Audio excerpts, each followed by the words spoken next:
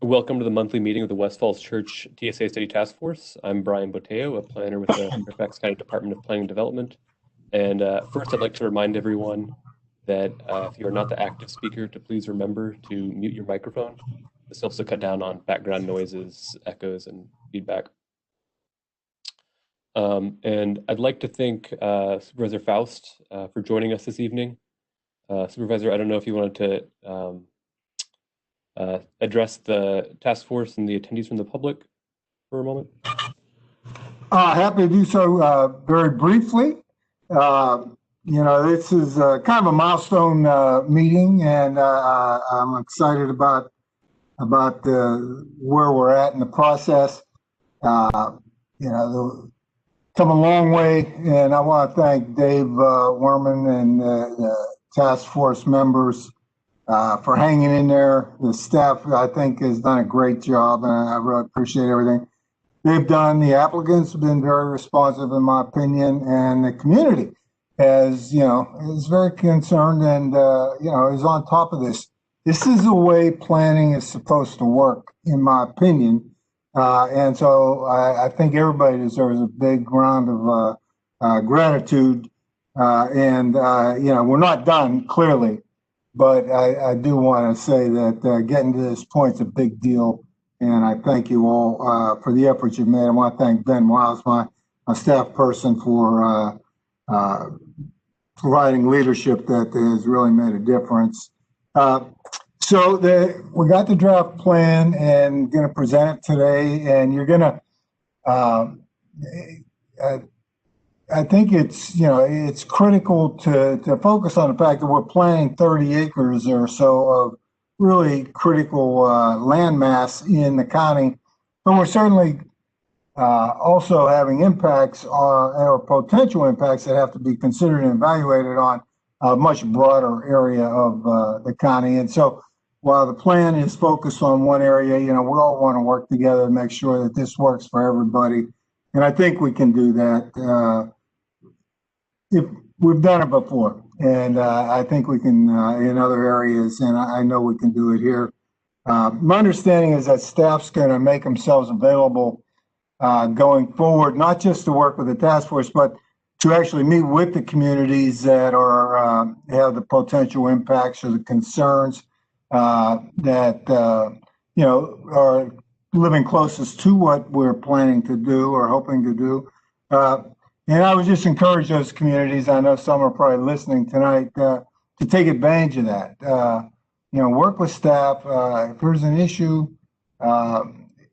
we can certainly go back and forth and complain to one another about issues, but we can work together to solve them, and that's in everyone's best interest. So I'm gonna stop. I'm looking forward to the meeting, but again, it's hard to imagine how much work it's taken to get to this point and how long, but I know it because I've done it, and I appreciate it. Thank you so much for everything you've done for our community. John, thank you very much for taking your time, and you're quite right that Ben has been invaluable as a resource from your office. So thanks for allowing him to be involved. That's his job, but still. It's his job. But we still appreciate it. Brian, should we move on then? Yeah, sure. Thank you, Supervisor Faust, and thanks, David. Mm-hmm. So I do want to give a quick reminder.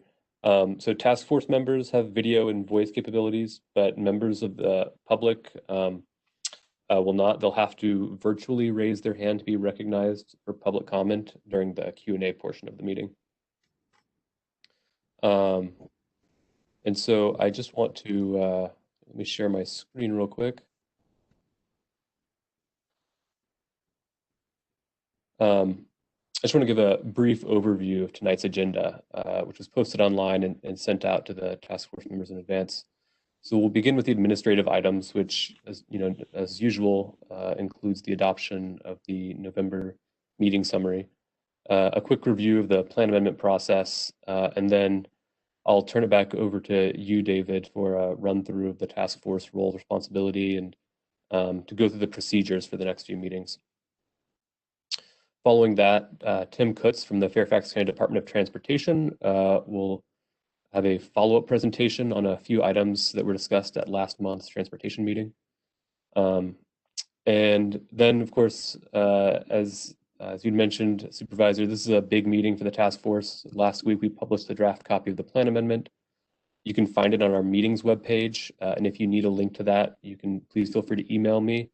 I had my email address in the first slide. I'll include it again at the final slide of the presentation tonight, though. And I'll be summarizing the staff's draft plan amendment, which will follow with discussion, comments, and questions amongst the task force.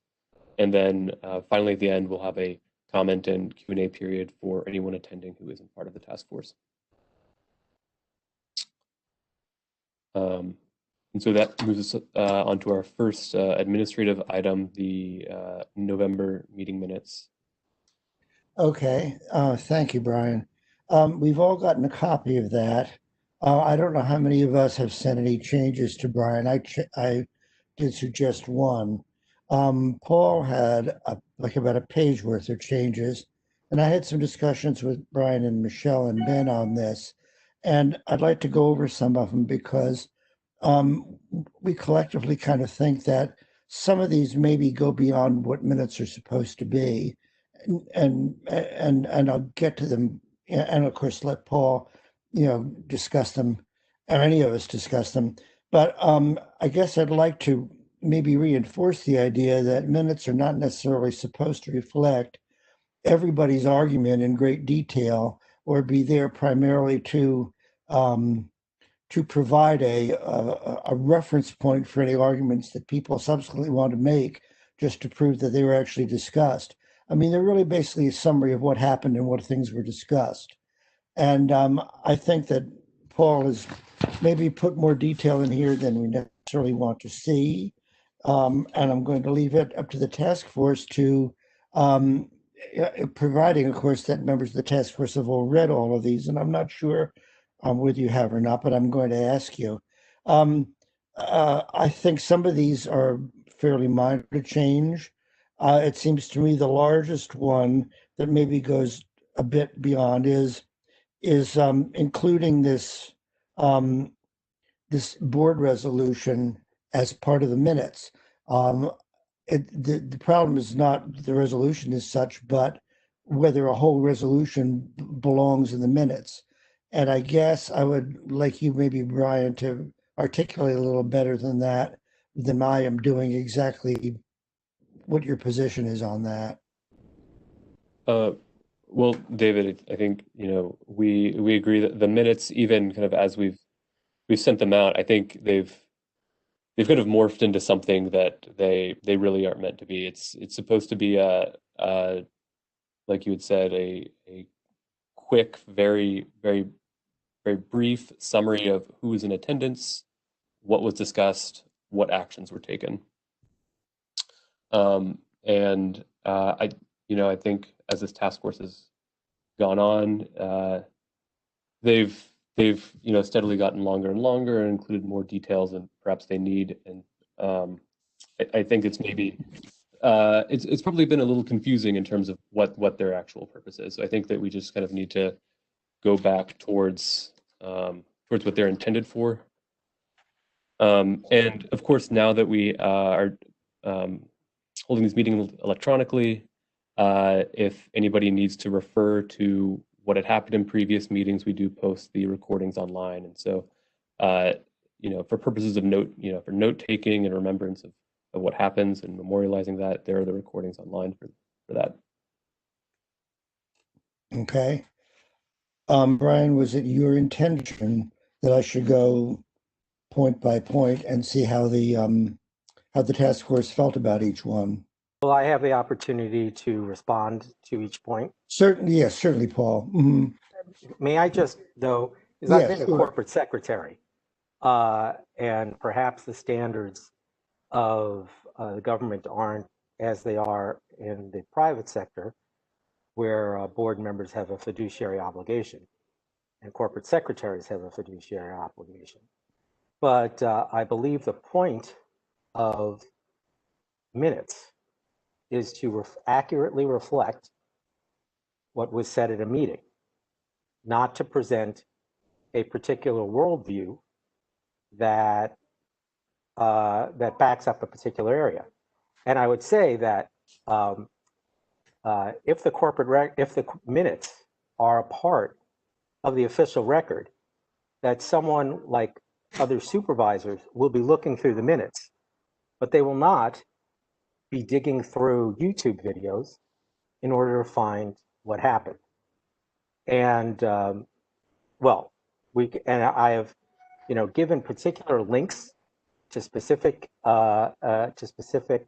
areas in the YouTube videos, and I believe each is backed up by that and consistent with the goal, regardless of whether people agree with it or not, of accurately representing what was said at the meeting. So I'll be happy to discuss each of them with you. And I'm going to open that up to, to other task force members to reply. At the same time, I don't want to make this the whole meeting debating this. I would just say to you, though, briefly first, before I do that, Paul, that while you, I don't think it's quite right to say, or accurate to say, that the minutes reflect what was said at the meeting, because if that were true, they would be equivalent to the entire transcript of the meeting. Some decisions have to be made as to how much is put in there in detail. Very often minutes will just sort of mention which subjects were discussed without reflecting necessarily everybody's point of view on either side of it. And that's kind of my concern, and I think all of our concerns. Right. Well, you can see that there are certainly a decent number of things that I said in the meeting, which I did not reference in adding to the minutes. Sure. So I certainly was not putting paragraphs and paragraphs of issues that I addressed, but I did address, and in particular, in one area, I specifically said, I would like this to be in the minutes. And it was the basis of a conversation I had with Greg Stevenson, and a conversation I had with Chris Wells, and a conversation which I believe is relevant to this, relating to Fairfax County's, desire for increased revenue, but its reluctance to commit to spend money to make the activities that are going to cause that revenue to be safe for people in areas, including people from my community who will be walking to the Haycock Elementary or visiting their friends in that area. And I believe what I've given gives an accurate background to that. Okay. David, Yes. David, this is Darren Ewing. Hi, Darren. I'd like to make a motion to adopt the language as proposed by staff. And as to all four of Paul's points, you would essentially, you're saying you would exclude all of them. As proposed by staff. My motion on the floor. All right. I'll ask if anybody wants to second that. Either raise your hands or you can just speak up. I'm not really getting a second. Second. Okay. Okay.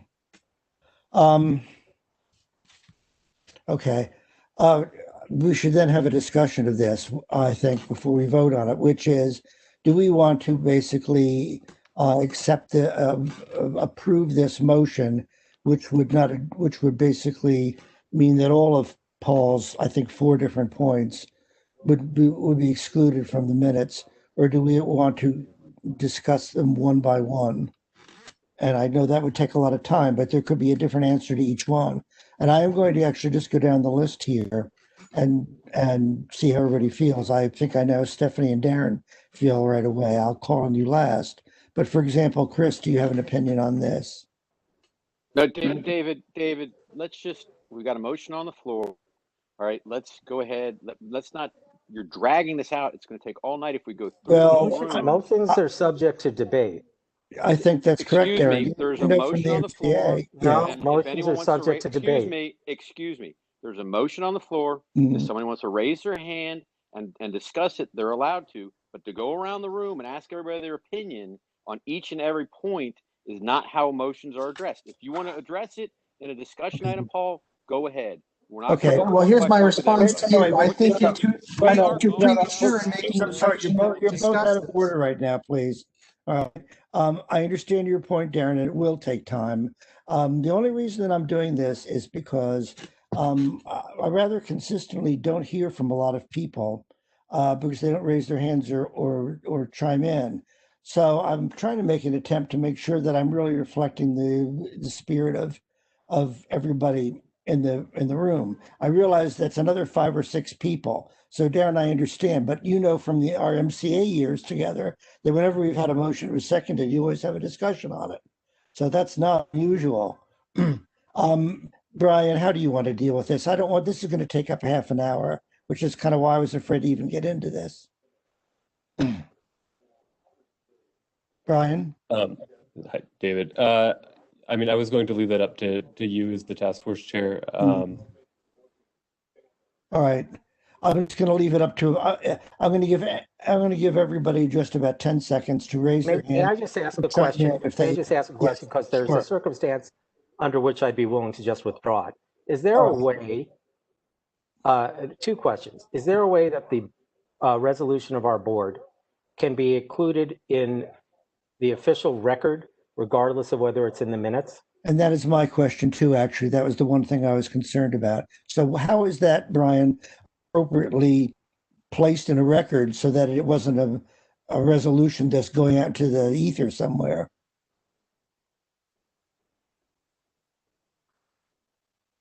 Brian? I mean, it's certainly been mentioned so far in the task force meeting, so I wouldn't necessarily say it's gone out into the ether.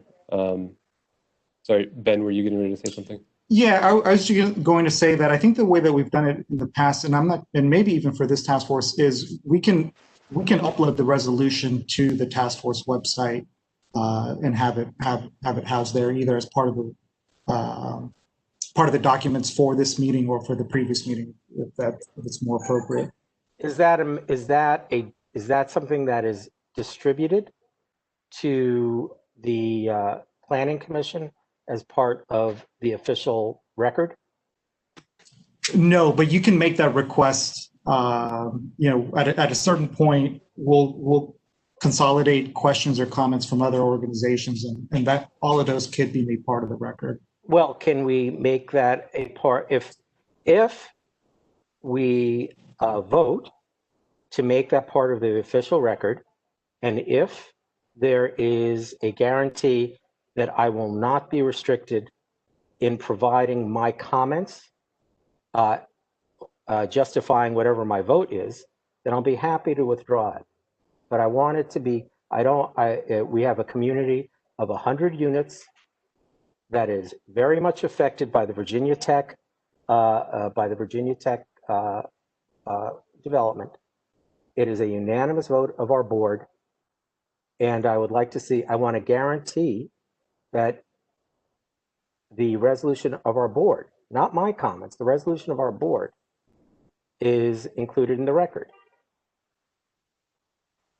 Does Darren have a problem with the resolution of the adjacent board, of the adjacent complex being included in the record? Did you direct that at me? Yes. What I want is I want to have the meeting move efficiently. Well, that's so right. far, And I'm going to withdraw. Darren, it's not Darren, it's not really directed at you, I think. It's directed at Ben and Brian. Well, I think the simple answer is yes. I don't think that there's a problem with that. I mean, I would hope that, your resolution, your community may have more than one resolution, and you may have a resolution in the future that supersedes this one. But any resolutions that task force members want to include as part of the record, I don't think we have a problem. So you're saying, you're saying, excuse me, so you're saying it will be included as part of the subsequent meeting, that something happened, but yes, okay. And the second question is, will I be restricted in any way from submitting uncensored comments to the final draft? Yeah, I don't think there's a problem with that. There is or there is not a problem with that? is Well, not. the task force, I think, ultimately will decide what gets submitted, but I think we very frequently get dissenting viewpoints, and that could be distributed as well. All right, so I'm sorry, you can we said the move forward task on force. this? Well, Wait, let me just wait, move please. forward on There's this? enough people talking.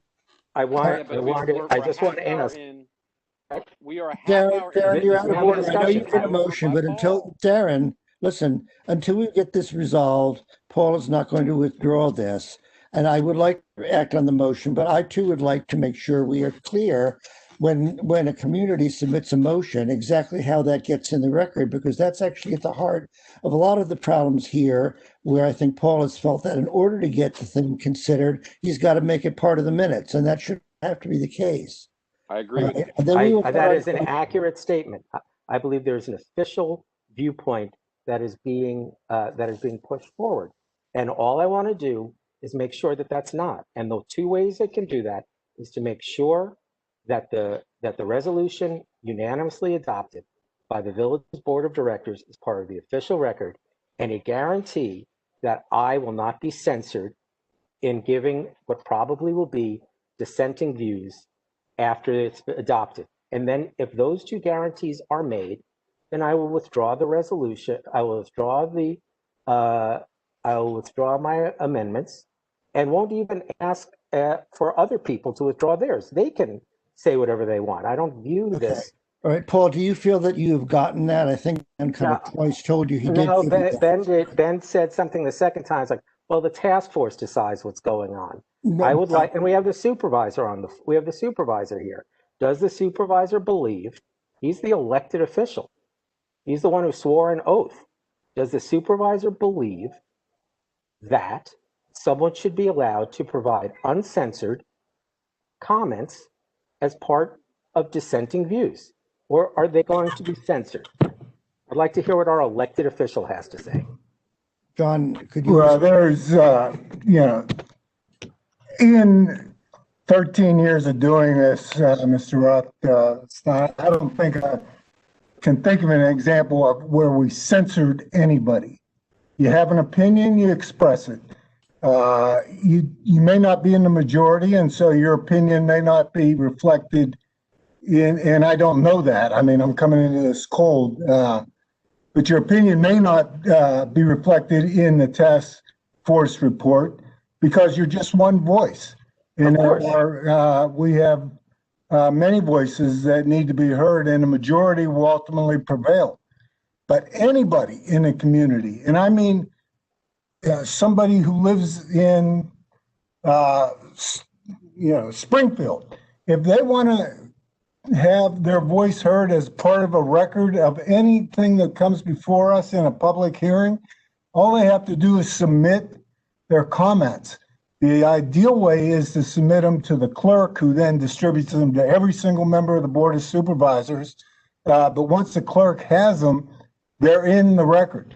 That's only relevant. The only relevance is if there is litigation that would then somehow come out of the process, and a court would need to look at the record. That never happens. Never is a wrong word, but it practically never happens. The key is to get your opinions, pro or con, majority or minority, before the Board of Supervisors and the Planning Commissioners before they make their determination and their recommendation to the Board of Supervisors. The rest of this is just, it's procedure that is not necessarily relevant to the process that we're dealing with. I mean, I know as a lawyer, I'm also a lawyer. I know the importance of making a record for appeal. I know the importance of making sure objections are part of the record, but that process is not what we're following here. You have anybody can make a record here, anybody at any time by submitting to the clerk, and we will make sure it finds its way into the file. Okay, thank you. I'm sorry. Wait a second, Paul, before you go further, all right. We've taken a half an hour on just whether to adopt the minutes. So I'm going to have to ask you at this point, are you satisfied with the answers that you got, such that you will withdraw your requested changes to the minutes? And if you're satisfied, I'll ask Darren to withdraw if he will withdraw the motion. If you're not satisfied, we're going to proceed to deal with his motion. And we have to decide it. Well, okay, I will withdraw. I will withdraw it. Okay. On the understanding, although it has No, we been, know the understanding. I would withdraw mine too. All right, we know the understanding. on the Let's move on. understanding that it be put not just back in a pile, Darren, but that it be included as a dissenting Okay. Yeah, opinion. I think it's understood that you'll be able to do that. Okay, thank you. Darren, thank you for your motion, for withdrawing it. So at that point, does anybody else have any comment on the minutes? I'm not seeing any hands. So can somebody make a motion to adopt the minutes with? Motion to adopt. Okay, do I have a second? Second. Okay. Maybe the best thing to do is to ask all of you on the task force to raise your hands, and then I'll say I expect we'll have something unanimous. Do you all know how to do this? I expect by now. Raising your hands, yay. All right. Got Darren, Chris, Paul. Let's see. Holly and Linda, are you in favor of this? You can speak up. Will you of approving the minutes? I need to hear from you. David, do we just want to do like unanimous consent? Are you unmute yourself or Yeah, hand? my computer's not working well today. I approve. Okay, Holly, what about you? Holly, you're muted. Do you vote to approve the minutes? She just mouthed yes. I think she's having trouble with her mute. Okay. Who have I missed? Anybody? I don't see that I have. I vote to approve them too. So me, Chris, Darren, Paul, Stephanie, Holly, and Linda. Okay, I think the minutes are approved 7-0. We have, I think, 2 absences. Okay. I think that's right. Okay. Now maybe we can move on. Sorry. Next, I think we have the plan amendment process review that you're going to do, Yeah. Ryan. Mm-hmm. Yeah, thank you, David. You all in the task force should have received a document that I sent out to you yesterday. I'd just like to briefly recap some of the major points from that. So first, the comprehensive plan is a guide for decision-making related to land use in the county.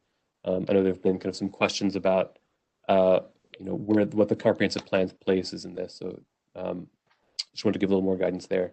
And there are a few different tools through which it's implemented, the most notable of which is the zoning ordinance. And as it sounds, the zoning ordinance is a set of laws that dictates how land may be developed by establishing zoning districts. And a rezoning application is a proposal to rezone a property from one zoning district to another that has different rules about how land may be developed. And the comprehensive plan informs the evaluation of those applications. So the general recommendations that are in the plan guide the evaluation of those more detailed zoning applications. So in many ways, the comprehensive plan functions as a checklist for staff, the Planning Commission, the Board of Supervisors, when they're evaluating that application. And just as a final reminder, both comprehensive plan amendments and rezoning applications go before the Planning Commission and the Board of Supervisors for public hearings. And if you haven't had the chance to review that document yet, I encourage you all to read it. I think it would help provide a little more context to what we're all doing here in this plan amendment study and what to expect both in the coming months and beyond.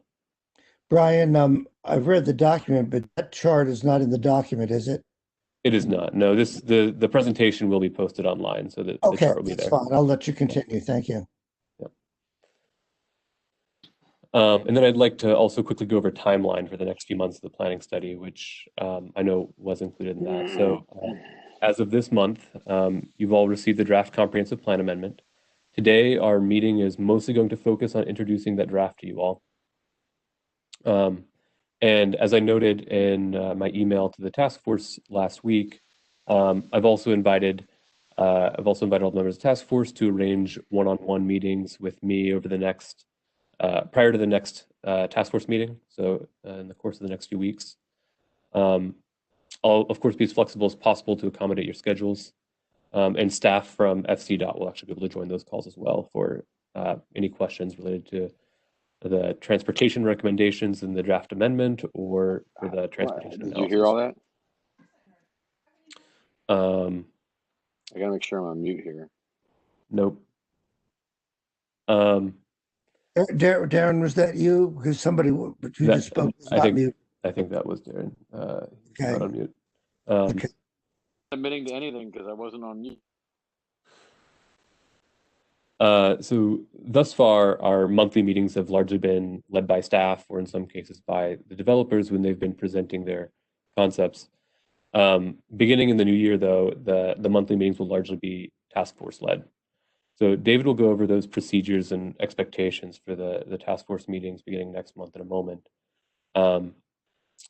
But beginning in January, just generally, we'll begin to discuss the draft amendments, section by section. And you all will have the opportunity to take vote, have discussions and take votes on whether you approve of sections as recommended by staff, or you can make recommendations for additions or alterations, or recommendations in some way differ from the draft amendment that we've published. As I mentioned at last month's meeting, we're proposing the task force have 2 meetings in January. I think it's often more productive to have discussions about these in-depth, detailed discussions about plan amendment language closer in proximity to one another. That way, people are better able to remember what was discussed at the previous meeting, and we're going through the language of the amendment. So we're proposing the task force also meet on January 5th, in addition to its normally scheduled January 19th meeting. I don't know if there are any task force members that have a problem with that date. If you need to check your calendars and get back in touch with me or David about that, please feel free to do so. Following those January meetings, we'll also host a virtual public meeting in February to both to report to the community everything that's happened so far in this plan amendment study and with the task force, but also to gather feedback from the wider community. Afterwards, we'll gather that feedback and transmit it to the task force. And the task force will have the opportunity to further discuss recommendations on items for which there's consensus. And then finally, the plan amendment and staff report. After the task force concludes, the plan amendment and staff report would be published. Draft plan amendment, would be published, and there'd be a public meeting for the Planning Commission. Following that, a public meeting for the Board of Supervisors. We're expecting those to happen at some point in the spring. And if there are any differences between a draft staff report, a draft staff plan amendment and the task force's recommendation, those will of course be noted in the staff report. And with that, David, I want to hand it off to you to discuss the task force role, rules, responsibilities, and the procedures for the next couple of meetings. Okay, thank you, Brian. I think Brian has kind of explained the background on all this. And that we're here to look at the text, make recommendations, whether we approve the text changes or want to add some of our own or don't approve them. That's kind of what we're here for. Can I ask a question, David? Yeah, certainly, Stephanie. Thank you. About the process. Will the task force see the staff report in draft form before it goes to the Board of Supervisors or the Planning Commission? The staff report goes to the Board of from the Planning Department, goes to the Board of Supervisors, right? That's right. And will the task force see it in draft or see it, when it goes to the supervisor? We generally publish it after the conclusion of the task force. Part of the reason is that we do want to, include details about, the staff reports, discussions, and findings. The task force's discussions and findings. Okay, so the task force is done, and then the staff report comes up. I get it. Because I guess, Brian, That's it's really generally the more, case. the staff report is really a summary of everything that's happened, not something for the task force to react to, I guess. That's right. It's a summary of our analysis and our recommendations, and it generally includes some description of the task force meetings and what happened. Okay. Thank you. Do we have any more questions before I go any further? Anybody? Okay.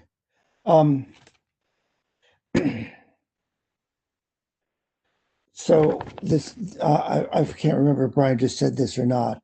The staff and the task force may or may not agree on particular wording. And if that's the case, I think that will be reflected in the draft that there's a disagreement, Brian. Is that how it works? That's correct. The draft, okay. Yeah. All right, so we'll just see if we even come up with that. A lot of this we'll just feel our way as we go. I think that you have all gotten a copy of the present draft comprehensive plan text. I think, in fact, two of them, one with all the red line, but the underline and strikeout, and another a clean copy. It's pretty long. I don't know how many of you had a chance to go through it very well. I've gone part of the way through, and we're going to just proceed a little while just to go through it to see if there are any questions about it.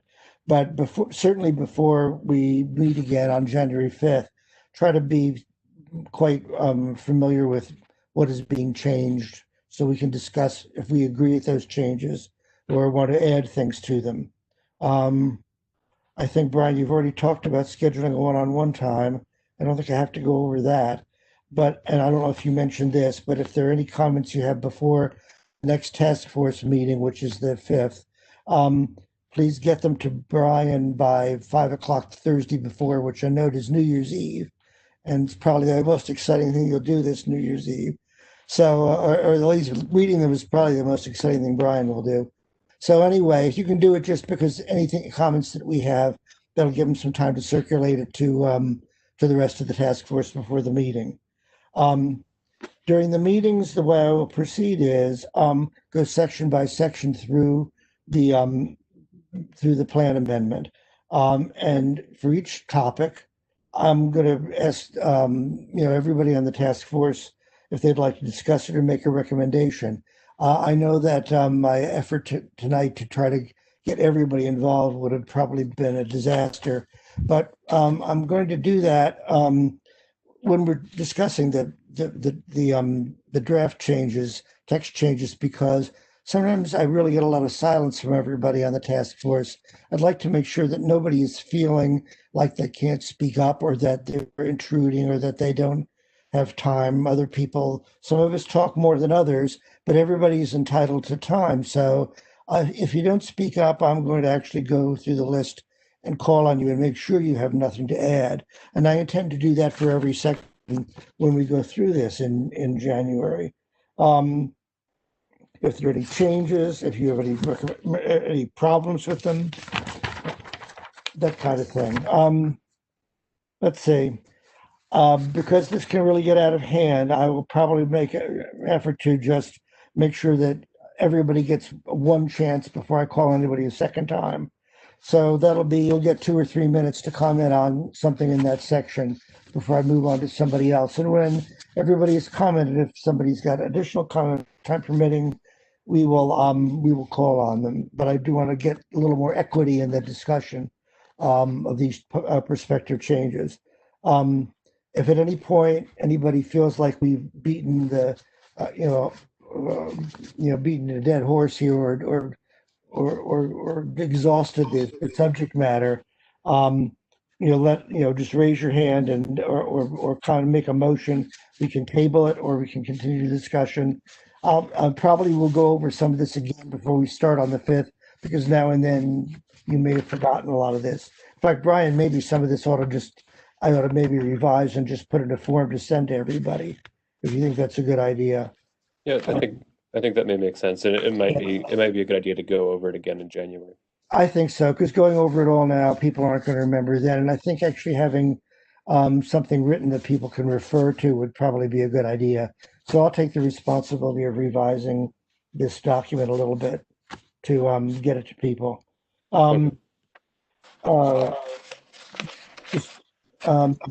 Let's see. Paul, do you still have your hand up, or is it a new time? Or is that from before? Paul, you have your hand up. Is that just, okay? Okay, thank you. I think it's down now.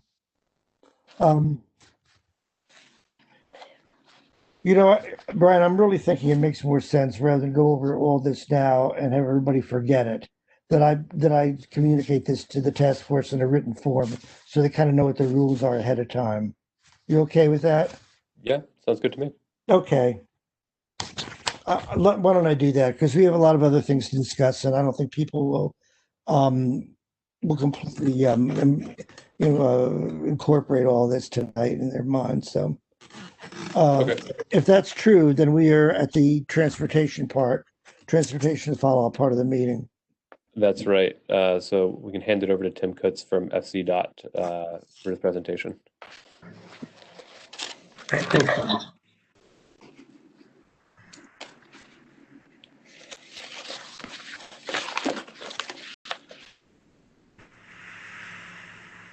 You should be able to see my PowerPoint now.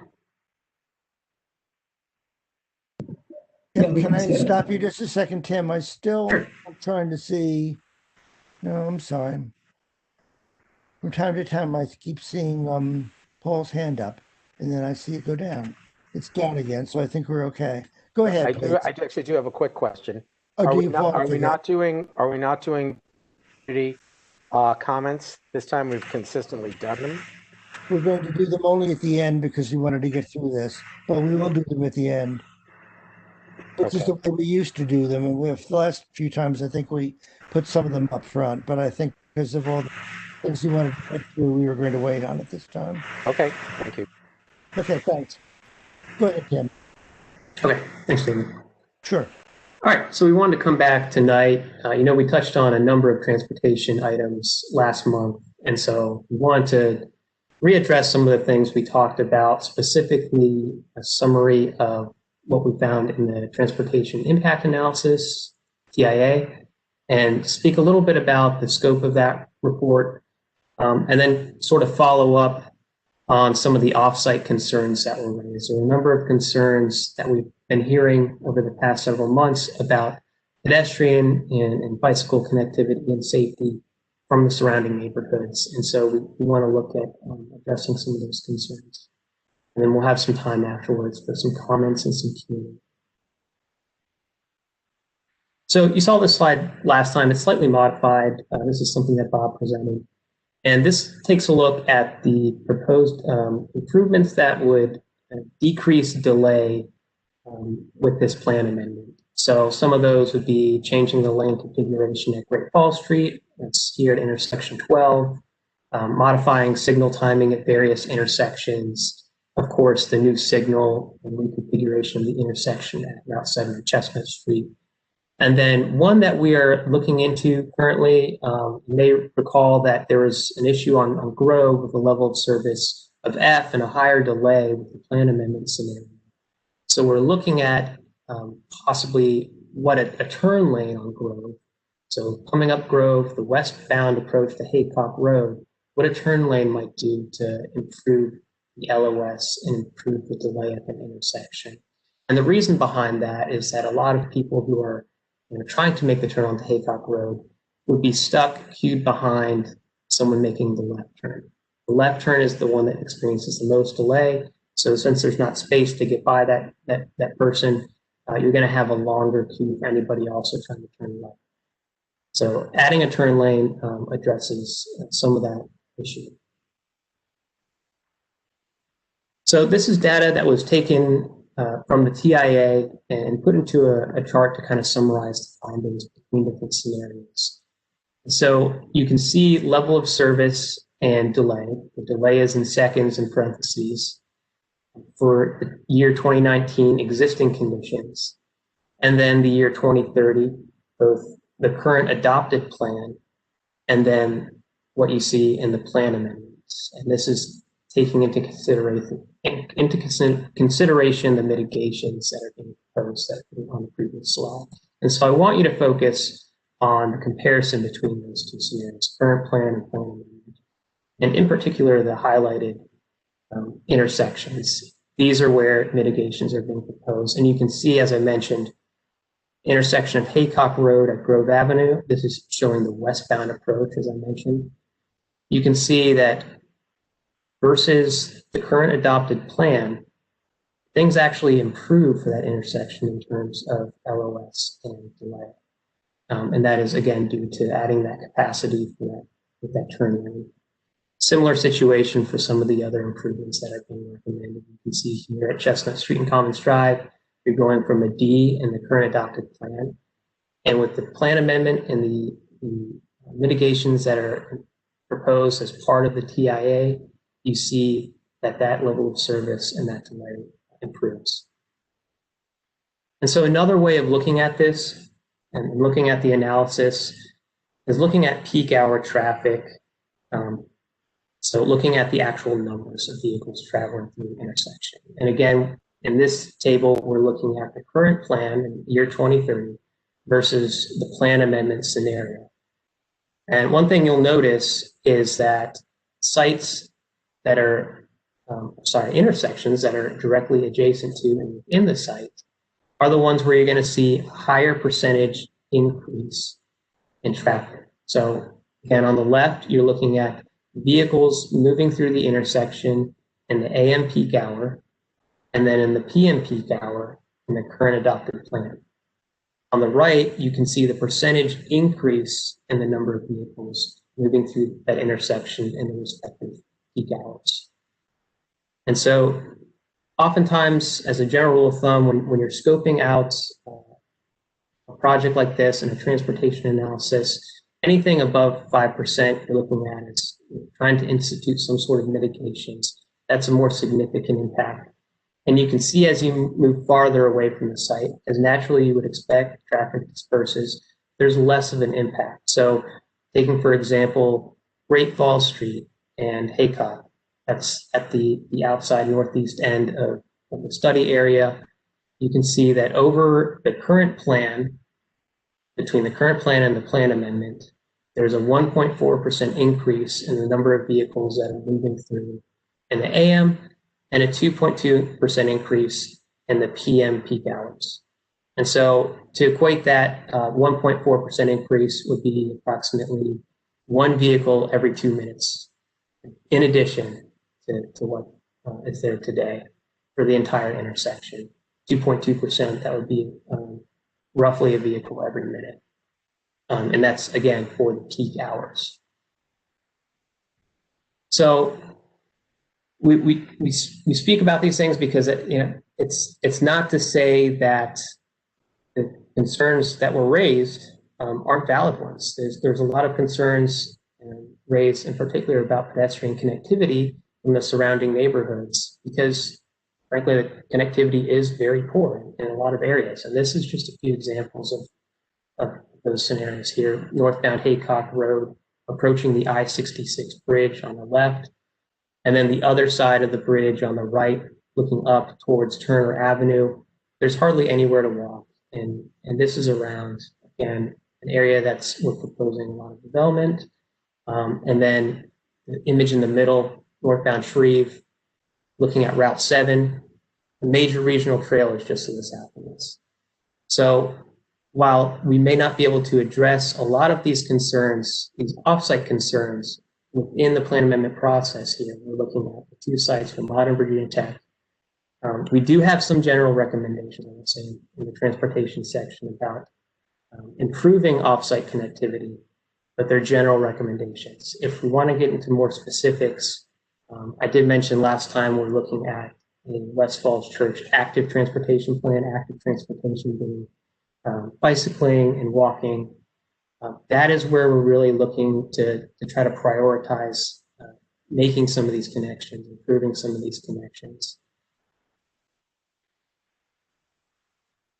So again, that's a very quick summary. We want to just come back here and give you a summary of the analysis and what it shows. Generally, traffic is going to increase, but on the intersections I highlighted with the plan amendment, some of those intersections will actually improve in terms of LOS, level of service, and delay. So that is a benefit of the plan amendment. But there's a lot more that goes into the analysis. As Bob, I think, mentioned last time, it's a 500-page document. So there's a lot to go through. And if you guys, like Brian said, if you need some time with us individually to walk through some of that, we're happy to do that. And I think we have a few minutes now for any questions you might have. Again, I'll post these slides as well in the coming days, so you know what's done. Thank you very much, Tim. And so these will be posted on the webpage if anybody wants to just print them out, or.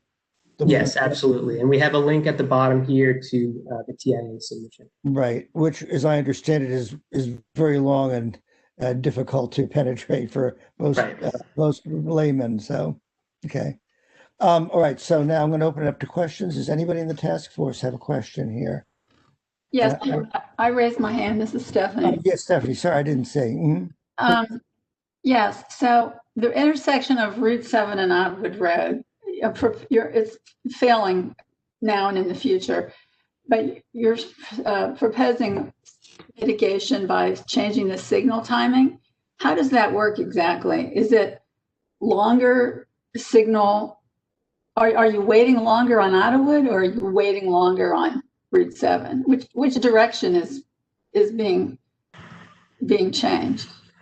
All right, I think that's a great question. Thank you. So it's actually, you're going to be waiting longer on Idlewood, generally speaking, with the signal timing change. But that is one thing I wanted to point out. Idlewood Road and Leesburg Pike, that intersection wasn't included in the TIA, but Grove Slade, the traffic consultant, did go back at the request of several citizens raising concerns like he raised to take a look at level of service for Idlewood and Leesburg Pike.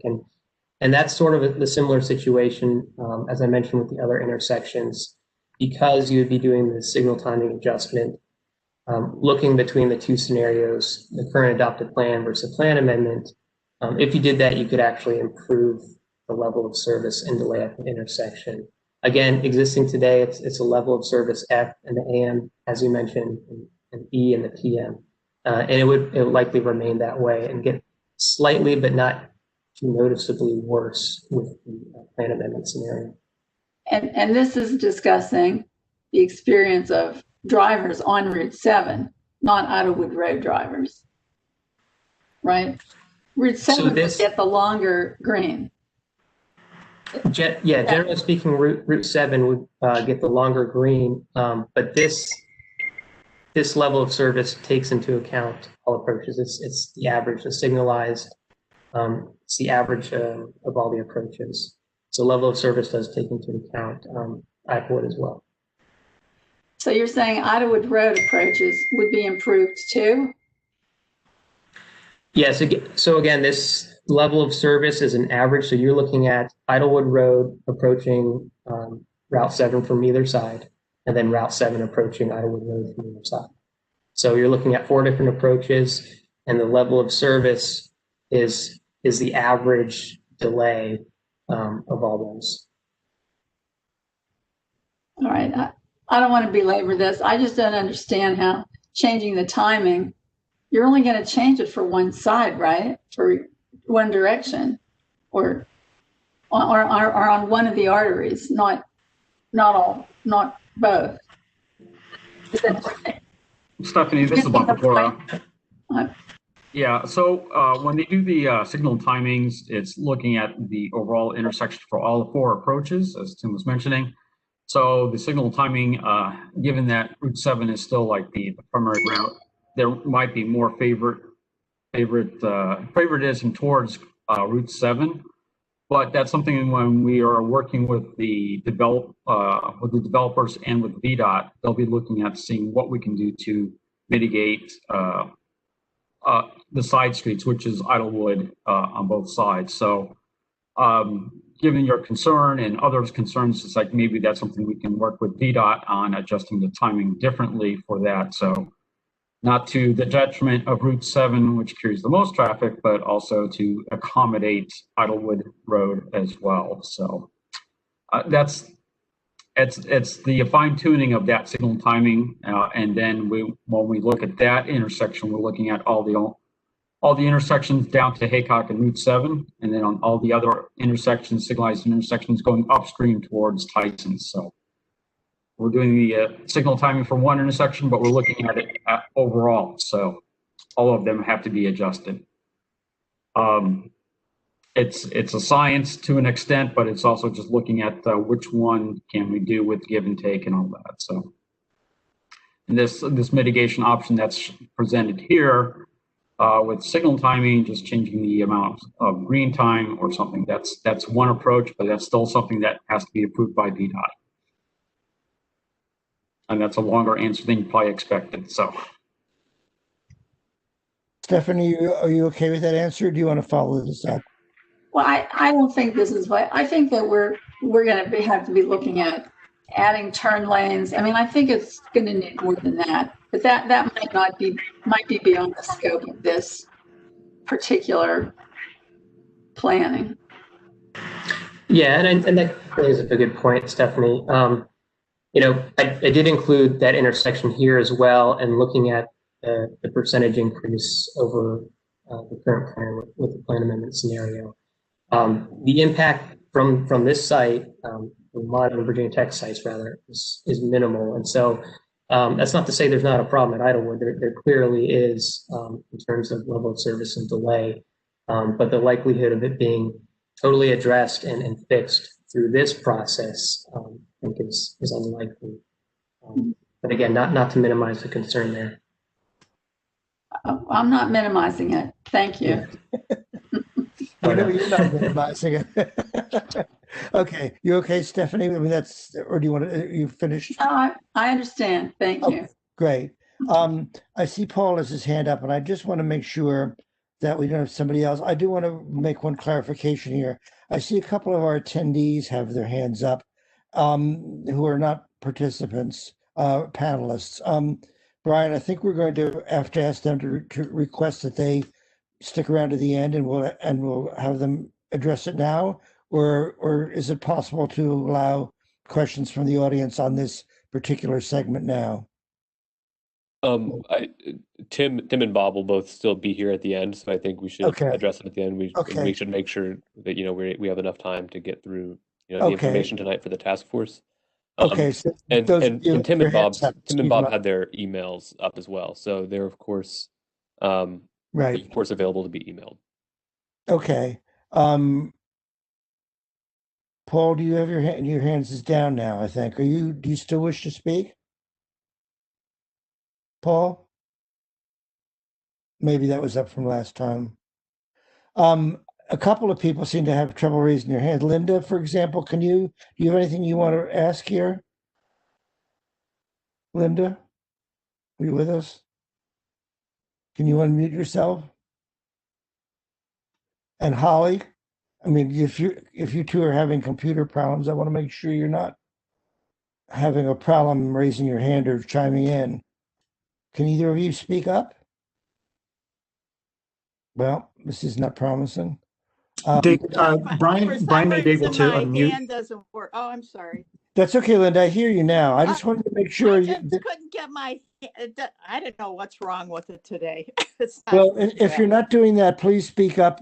Just go ahead and speak up, especially if I call on you, because I don't want to pass over you. Did you have any questions about this? No, not necessarily. I mean, I know Idlewood's a big issue, along with a lot of other ones, being Great Falls and stuff. I think there's a lot of things that will just probably occur over the next couple of years on trying to fix that. But and I don't understand quite the timing. I guess like Route 7 and Idlewood, you can alter the time throughout the day, right? About the timing. You know, like on sometimes Sunday mornings, you can get right through the light changes right away. Is it programmable like that? This is a question for Tim or Bob, I think. Yeah, go ahead, Tim. No, if you want to try it, you can go for it. All right, who's going to do it? I'll take a stab at it. But really, it's really what we'd be looking at more is the peak hour signal timing, if my understanding is correct. So not necessarily, you can adjust that throughout the day when people aren't traveling the route as frequently as other times of the day. But that's really where the focus is and trying to improve that intersection's performance. Yeah, you mean like possibly doubling up the lanes to turn, I guess, left from Idlewood onto Route 7, from this side of Idlewood? Would you put like 2 lanes? Because so many cars are backed up there to just try to get onto 66. So anyhow, another time. I'm done. Yeah, it's definitely. I had to undo myself now.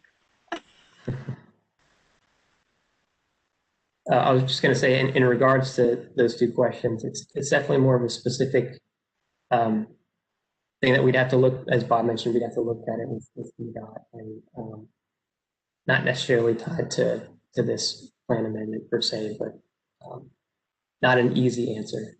I'll say that. Okay, thank you, Tim. It looks to me like, as far as the task force is concerned, we've all asked our questions for this segment. So I think we could move on. Thank you, Tim and Bob, for the presentation and the answers. And now I think at draft comprehensive plan language summary, are we not, Brian? That is right. Let's see, make myself presenter again.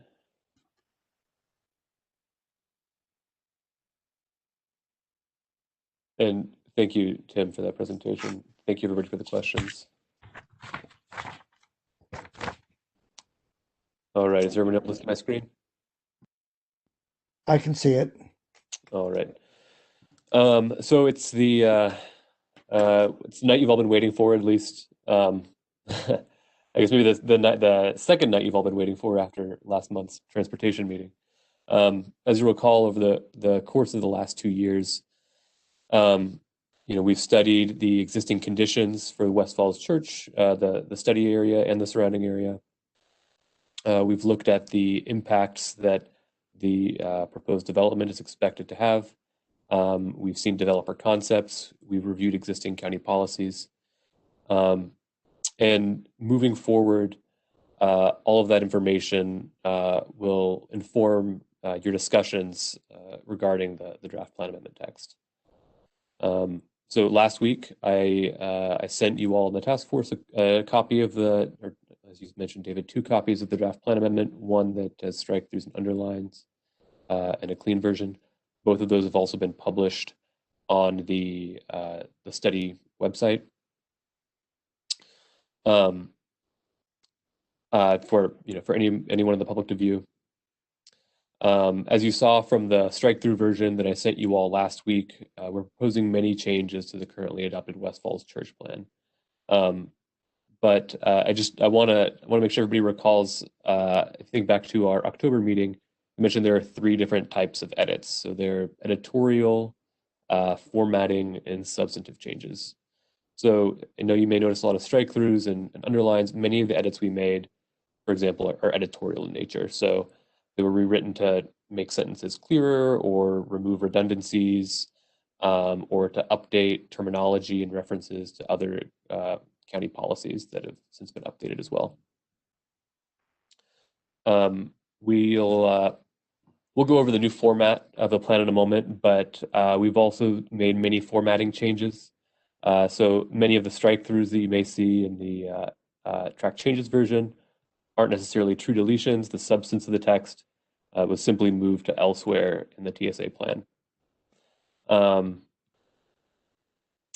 And as you can see with this proposed plan amendment, I think that the current plan was badly in need of being restructured so that it had a more logical flow. And so I think you'll see that we've achieved that with the format of the draft plan amendment. And finally, and this is both the focus of my presentation tonight and of the task force's discussions and debates and recommendations moving forward, are the substantive changes we proposed. So these relate, as we talked about in the previous meeting, and Tim referenced a little bit earlier, these relate almost entirely to the WMATA and Virginia type properties, what we're calling subunits A1 and A2 in the draft text. And that's because simply that's the scope of the plan amendment that we were authorized to study. And there are some, as Tim mentioned as well earlier, there are some general kind of recommendations that we do make in the plan for areas outside of the subunits A1 and A2, but it's because they may directly reflect or they may directly relate rather to the expected impacts of the development here. And once more tonight, we're only summarizing the changes that staff is proposing to the comprehensive plan. And so, we aren't intending the task force to make any sort of recommendations tonight. We're here to get your comments, possibly start some discussion. This will all really be, so we can hear from you to what, so we know what you're interested in preparation for the meetings in January. But it's also to make sure that you have all the information that you need. So I'll go, let me go all the way through my presentation first. I'll go through the staff recommendations before we move on to the discussion and questions. Finally, I'm going to just discuss the major changes that we're proposing. But if you want to go into more details in certain part of the plan, the draft plan, that's something that we're certainly free to do in our one-on-one meetings that we'll be setting up. So first, I wanted to discuss just quickly going over the formatting. So as a result of the gradual creation of changes over time, the format of the current West Falls Church Plan can be a little difficult to follow for the layperson. So as you can see here on the left, it gives guidance in one area of the TSA, then proceeds on to another, and then returns to the other area later on in the plan. So many of the strike-throughs that you see in the draft plan, as I mentioned, are formatting changes. So we've updated it for better logical flow, as you can see on the right. So first, it describes the transit station area broadly and gives broad recommendations for the entire TSA. And again, because those are mostly for the entire TSA, those recommendations in general saw very little substantive change from what we have today. And then there are recommendations for the entire, what's called the TDA, the Transit Development Area. And that is, as you've seen in the maps before, but just to help you recall, that's the area between the transit station and Haycock Road.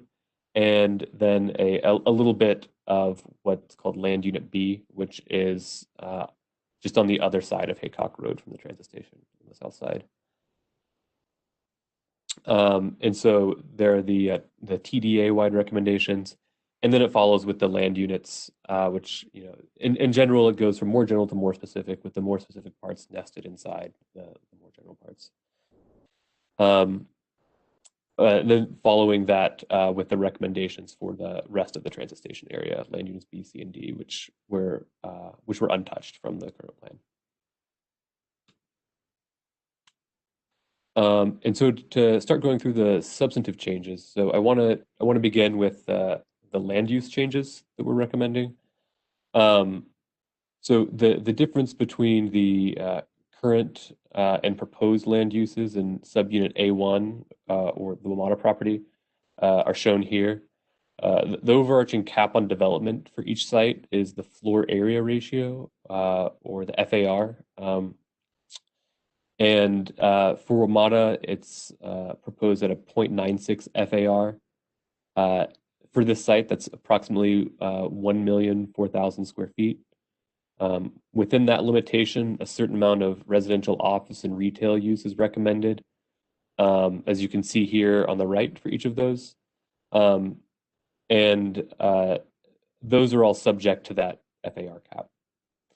And the draft plan recommends that subunit A1 consist mostly of multifamily residential with some allowance for approximately 80 townhomes. And then moving on to Virginia Tech, subunit A2. So as you can see on the screen are the differences, and subunit A2 is here, where Virginia Tech is the bottom left. You can see in the table the differences between the current plan and the proposed plan. So at present, Virginia Tech's plan has two development options, either for 130 dwelling units and nearly 44,000 square feet of commercial use, or in the place of that, up to 240,000 square feet of institutional use. So as is the case with the subunit A1 recommendation, the subunit A2, Virginia Tech, has a recommended FAR that functions as a development cap. And there are recommended amounts of each land use that can float within that FAR limitation. So the draft plan amendment proposes a 2.5 FAR cap, which for this site is approximately 817,000 square feet. As you can see here, within that limitation, this subunits recommended for residential use, office, institutional, and retail. And in terms of residential, it would be planned exclusively for multifamily. And I just want to move on then to transportation. So to summarize the updates to the transportation recommendations, there's been a particular focus on pedestrian and bicycle improvements. For example, there's recommendation that pedestrian connectivity within the TSA and surrounding neighborhoods should be improved, that there should be wider walkways provided on primary pedestrian routes, and that there be intuitive wayfinding to direct people towards major destinations, like implementing directional signage on major routes that point pedestrians towards major destinations. The plan also states that there should be a parallel route to Haycock Road, which you can see here with the dotted orange line. This is integral in relieving traffic at the intersection of Route 7 and Haycock. So we felt that had to be included in our draft plan amendment. And finally, to finish, just the quick summary of the transportation recommendations. It's expected that there should be a greater reduction of single occupancy vehicle trips through transportation demand management measures. So TDM measures, or transportation demand management, are basically things that you can do to encourage people to take trips by other means than by an automobile. So that could be implementing rideshare programs or alternative work or telework schedules, or providing non-motorized transportation connections. And then moving on to our urban design recommendations. So the current comprehensive plan contains design recommendations that relate only to building height, pedestrian circulation, and open space and landscape buffers. So we just talked a little bit about the pedestrian circulation, and we'll speak more about the building height and open space and buffers in a moment. So I'll go into what our proposed changes are for the urban design. So it offers some additional guidelines for improving the experience of people living, visiting, and traversing through the TSA. And there are both the text recommendations as well as a figure, the urban design concept, which we provided in figure 17. But I'll just briefly cover the 5 main points that from the urban design section. So here's the urban design concept I just mentioned. So first, there should exist a direct route to the METRORAIL station. And this is especially important to us for improving station accessibility and wayfinding. Second, there should be focal points along the route that help create a visual axis towards the metro station. So we want people's eyes to naturally be drawn towards the entrance of the METRORAIL station.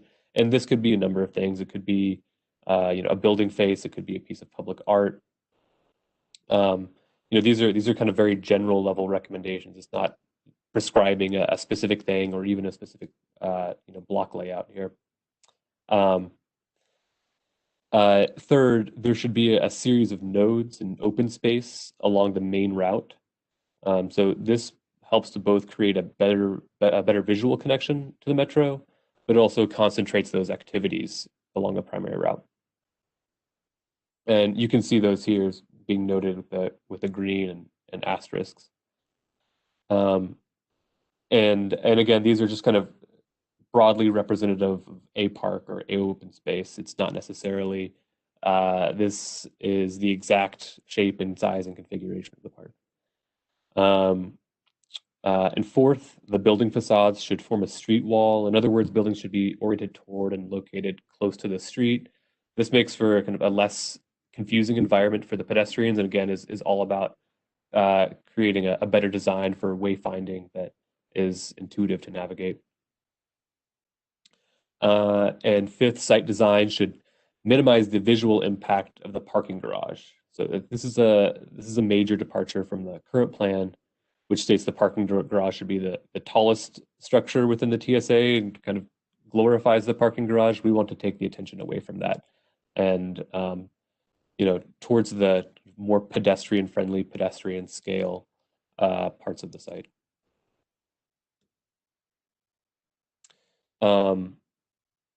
And so, as I mentioned, the other portion of that is building heights and massing. So the map on the left shows the current recommended building heights, while the map on the right is what's proposed in the draft text. As we mentioned in previous meetings, a certain amount of building height has to be recommended in order to meet kind of the recommended floor area ratio, as we discussed previously. So it's also necessary to allow for high quality parks and open space that I know all of you noted are lacking south of I-66 in this part of the county. And this further helps aid in meeting the county's stormwater goals in terms of providing the open space. So in our proposed plan, height tends down from the buildings within the City of Falls Church, which are planned to be 170 feet in height, and they also decrease in height away from the METRORAIL station. In subunit A2, the portion of the property close to the villages is identified for a recommended building height that is that's lower than the rest of the subunit and of 115 feet. But with that, in our plan text, we do say that studies would have to be performed that demonstrate that the impacts of the building height are being alleviated. And then with the proposed plan amendment, as you can see there, the sections with the 45 and 35-foot height limit, these are generally, with the exception of the portion on the WMATA property that's adjacent to I-66, these are outside of the scope of the plan amendment, so and of the planning study, so they were left as is. Onto parks and open space. So the current West Falls Church plan is sparse when it comes to recommendation for parks and open space. It contains a recommendation for a single courtyard or plaza on the Virginia Tech property, subunit A2, and for some landscape buffers at various locations throughout the transit development area. In the new plan, we've reconfigured the landscape buffer map. So we've reconfigured it. We've removed some parts. We've changed some parts around. And the urban design concept that sorry, I'll actually go on to the next page. So as you can see on the left, here's the current the proposed map of the landscape buffers. The red blocks are landscape buffers that we have removed. On the bottom left is because it's adjacent to the City of Falls Church and their more intense development. In the top right, it's because we're now proposing a park go there. And then as you can see here with this red triangle, we've added an additional landscape buffer on subunit A2 adjacent to the villages and the villages in order to help mitigate any impact from the Virginia Tech site. The one existing recommended park or plaza was previously located here at the corner of Haycock and Falls Church Drive.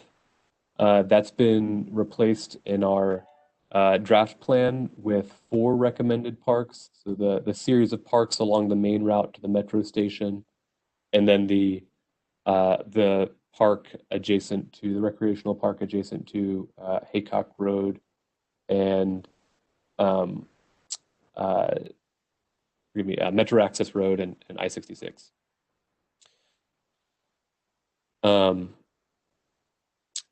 And so I'll move on to the environmental recommendations. So there are only 2 real environmental recommendations in the current plan.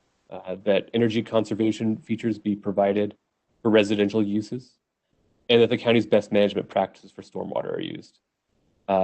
We've retained these in the proposed plan, and they apply to the entire transit development area, not just subunits A1 and A2. But we've also strengthened the stormwater language by adding guidelines for reducing the current volume of stormwater runoff and for reducing the number of pollutants. And both of these would aid in improving the health of Pimmet Run. And so that concludes the summary of the major changes that we're proposing to the TSA plan. We've devoted the next part of the meeting for questions and discussions from the task force. Like I said, we aren't expecting you all to vote on any recommendations today, since we've only just now summarized the draft for you. In January, as David mentioned, we do intend to go section by section to get your feedback on it. And the purpose of this is to help the question and answer section tonight, the comment section, is to help set up those January meetings. So we envision talking through the first few sections in the first meeting in January and then proceeding with the rest of them at the next meeting. And so David, I'll hand it off to you now for the moderation of the questions and discussion for the task force. Thank you, Brian. I appreciate it. Once again, this presentation, is that going to be posted on the webpage? Because it's very helpful, I think. Yep, it absolutely will be. Okay. And the recording will be posted as well. Okay. Well, David, it's Michelle. It takes us a couple of days to get it up because we have to do some sure. No, stuff. So I understand perfectly, but I find these presentations very useful. And that's going to cut through a lot of trying to understand the reasons for the changes when we actually go through the text, which is long and involved. And I think that kind of cuts to the chase. So I think it would be really useful that we can all actually get to that. That's right. And, yes, and I was going to say, we understand that, and that there's a lot to go through, and the purpose of tonight was to talk about the substantive changes, but I think that through these one-on-one meetings that we're scheduling, that will also be they'll go a long way in helping prepare people to discuss it in January. Okay. Now, I'm not sure what you were envisioning that I do here. I may have misunderstood you, Brian. Did you want me to start going through this page by page with people, or just open up to questions generally? You can open. Sorry, with somebody. You can open up to questions generally, David. Okay, let's just do that. Since I don't know if everybody got a copy in front of them, and because we're not actually making changes now, it would be pretty long to go through this page by page, and would probably duplicate what we're going to do in January anyway, right? So let me just say, does anybody on the task force have any questions about this? Please raise your hand, or if you can't raise your hand, let's see, Darren, you've got yours up. I'll call on you. Darren? Okay, I'm calling on you. If you're trying to talk, you're muted. I don't know if he is or not. Darren, it says you're unmuted, but we can't hear you. I don't know if you have a separate mute button on your microphone.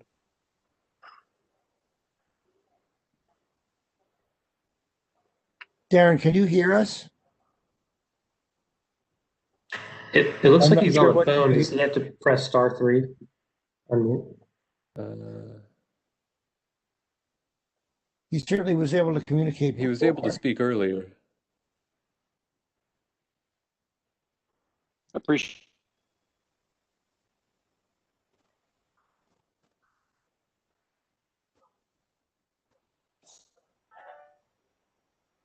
Darren, you're not coming through clearly. You're fading out in top places.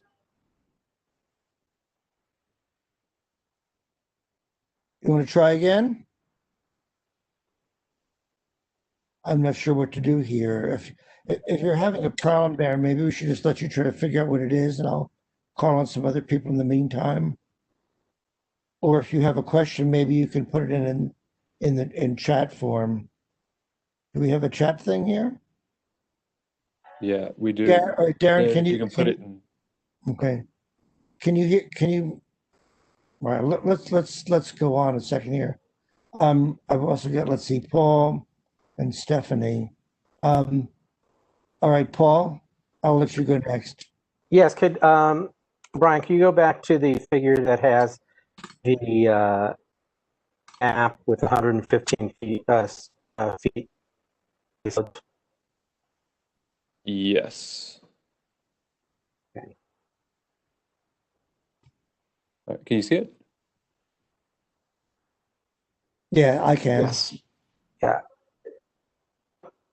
Yes, thank you. So first, I'd like to note we do have several people from the villages here who are quite interested in this, and I hope you will commit to giving people adequate time at the end to speak. It's all right with me, especially for not getting a lot of questions from the task force. Okay, great, thanks. And I just encourage people just to stay on. Because I think after this, we'll turn to public Q&A. So Okay. I think we'll have time for it. Sure. Great. So no, I do. The 115 feet. Could you? There's a little note in the document you sent, Brian, that the developers think that there could be just a little bit higher. Could you please give us some more detail about what the developers have said? I don't know if David Baker is still on the call. Maybe he could address that, but I'd like to know a little bit more about that. I think Neil Kumar from Rushmark is on the call, and he would be able to address that. Are you here with us, Neil? Yeah, I'm here. So, as you are aware, and I'm not sure, Brian, can I share that document I sent you earlier today, or can you pull it up? Yeah, I can make you present it real quick.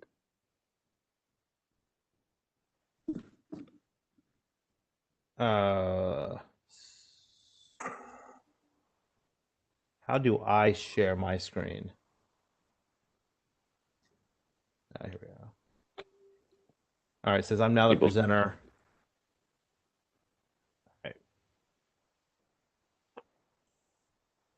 All right. So if you can see my screen here. Yes, I can see it. I think we can all see it. So when we last talked about the buildings that we're trying to build on the Virginia Tech site, we mentioned that we're trying to come up with a new way of building that's more environmentally friendly, can be built faster, and more efficiently. And one of those things is by using steel construction with what's called cross-laminated timber, which is where you take sheets of wood and you glue them together to create a deck. So you can see the image on the right-hand side. That's what this is. This is something that hasn't been done before. So we've been working through the engineering on this, and our height's been fluctuating a little bit. We thought that we could squeeze this all into 115, and we still may be able to. But as we further develop these, technical concepts, we might need a little relief on that. So we're asking for 125 feet if we need to in the future. But it's not something that we have solidified at this point. but it's something that we would like the task force to consider.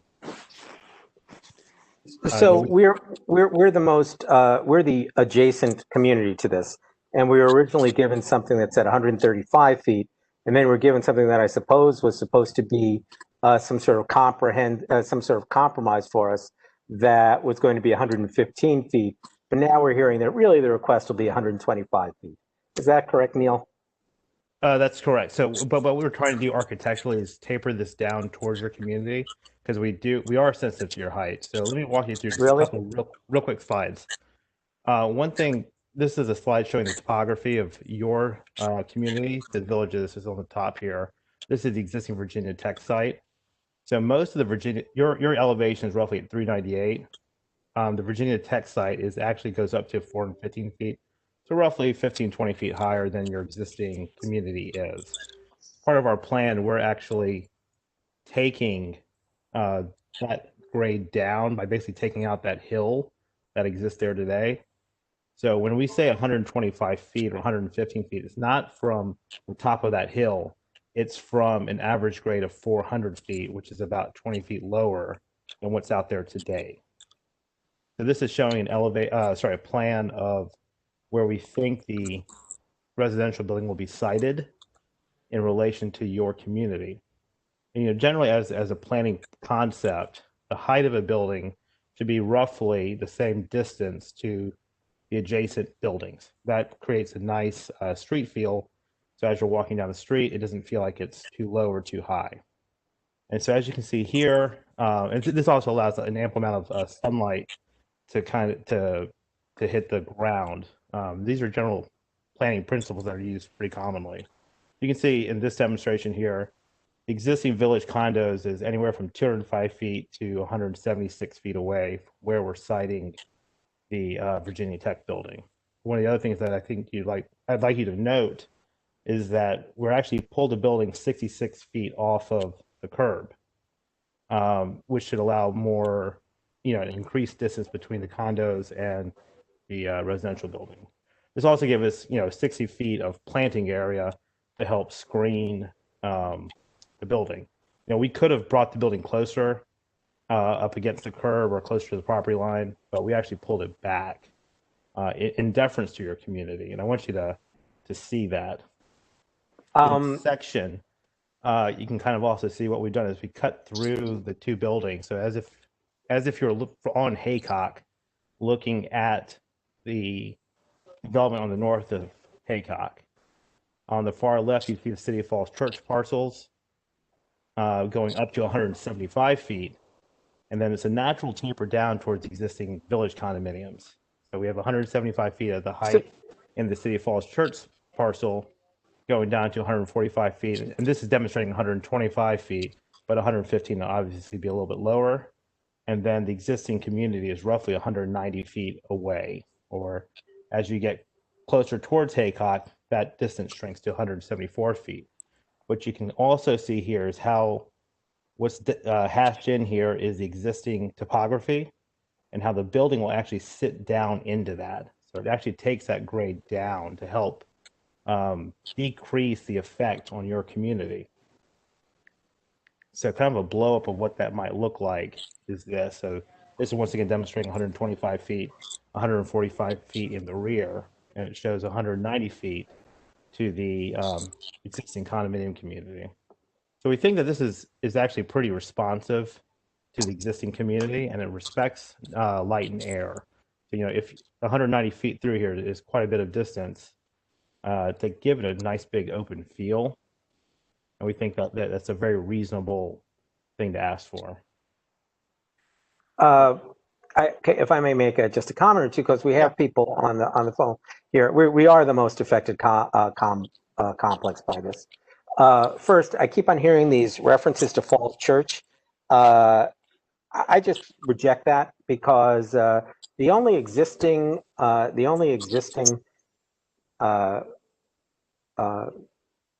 homes that will be related to the Falls Church are across Route 7, right? So you can have 175 feet over there, but Route 7 is not Falls Church Drive.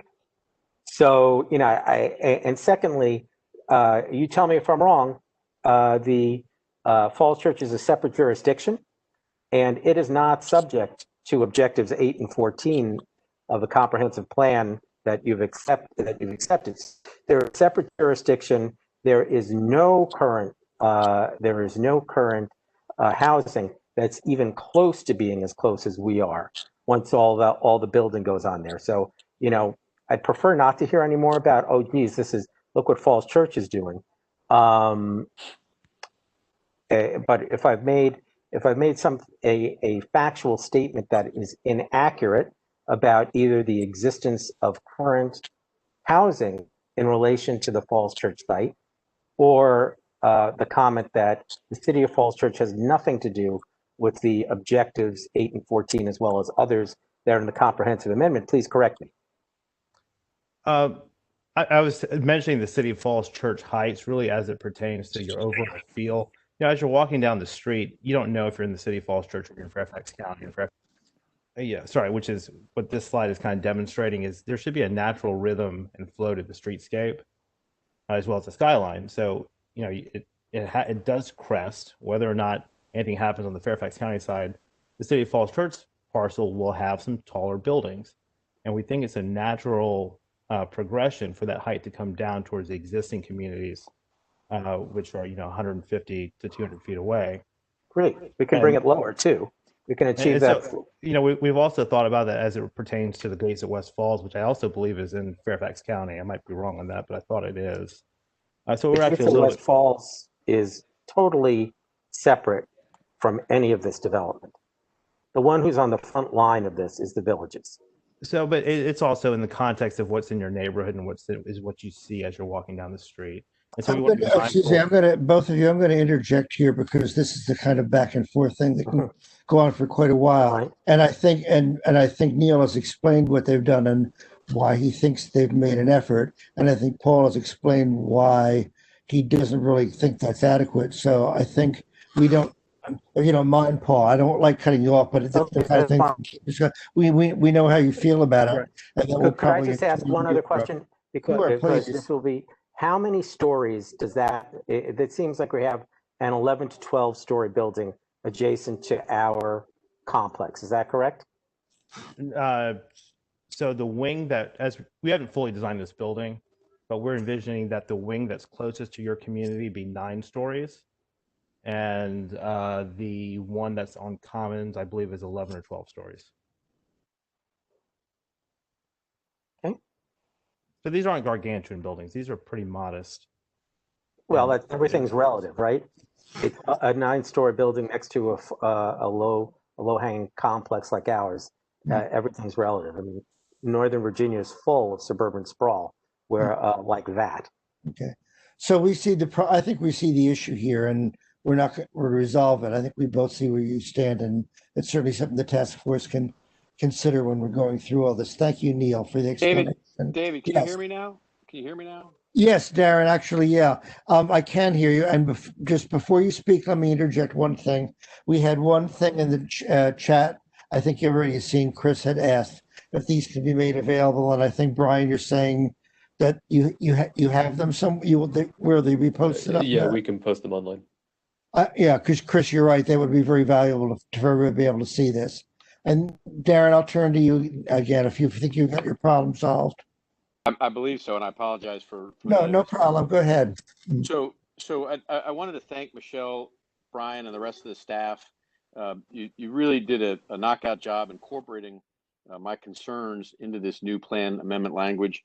Obviously, we've got some work to do on finalizing it, but I just wanted to note the expanded pedestrian access, the wayfinding to Metro, parks and open space, those linkages, and I really appreciate that. Those were a lot of my concerns early on, and they seem to be addressed here, and hopefully they'll get us to the finish line and getting this project moving forward. So thank you.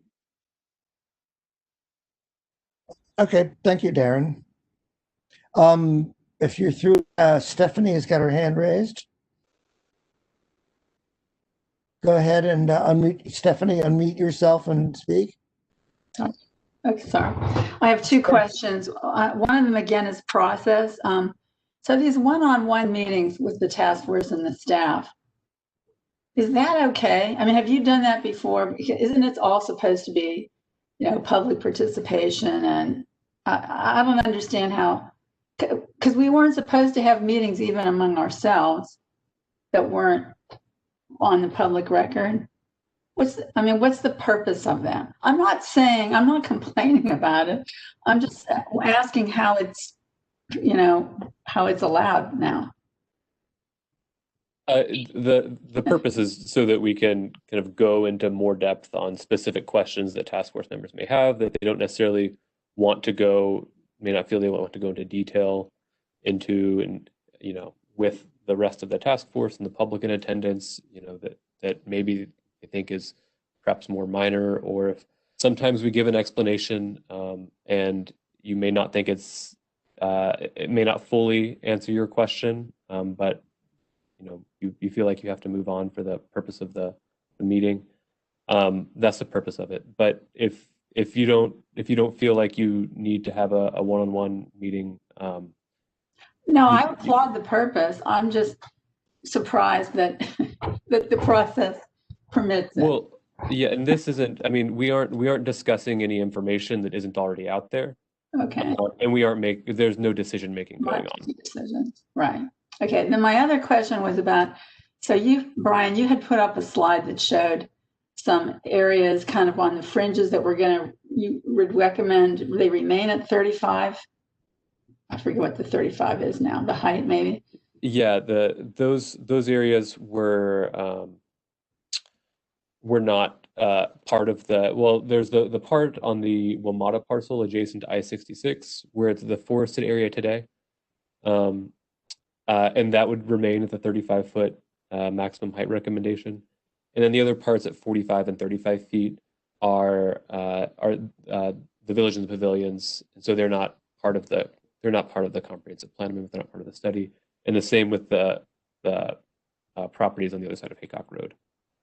So that forested area adjacent to 66, that was in one meeting discussed that it could be a dog park or just left undeveloped. I mean, we aren't really considering putting 35-foot buildings there, are we?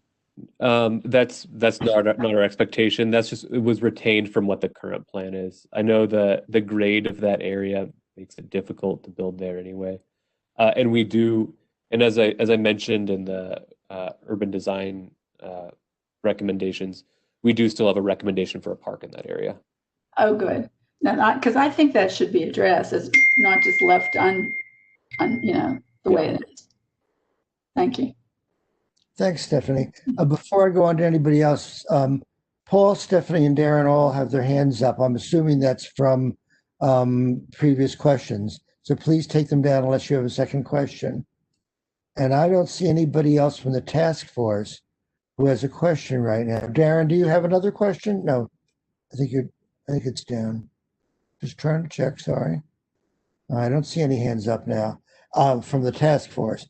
So I would like to be able to, Brian, with a little time we've got left, call on some people from the general public, if that's all right with you. But first, I would like to make sure anybody who's on the task force who has had trouble communicating tonight. Cheryl, I see that you finally joined us, and I did see you send an email in.